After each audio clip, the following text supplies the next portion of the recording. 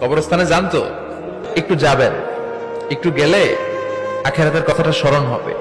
ওখানে ছোট শিশুরা শুয়ে আছে, কিশোর যুবকরা আছে, আপনার মতো তাগড়া যুবক মুরব্বীরা আছে। এরা এই এলাকায় থাকতো, এরা আকাশ থেকে নেমে আসে না, এই এলাকার সন্তান আজ নাই। একটা সার্টেন পিরিয়ড শেষে আপনিও থাকবেন না। This is the nature of life, this is the circle of life. ছোট্ট শিশু হয়ে এসেছিলেন, শৈশব, কৈশোর, যৌবন, প্রৌঢ়ত্ব। আগে ছিলেন সিঙ্গেল, বিয়ে করে হয়ে গেলেন ডবল।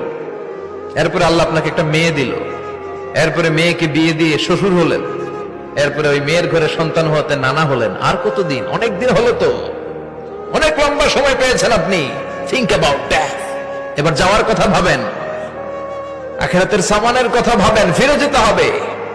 কি শক্তিশালী যুবক, বার্ধক্য চলে আসলে লাঠি ছাড়া চলতে পারে না, কুচকুচে কালো দাড়ি সাদা হয়ে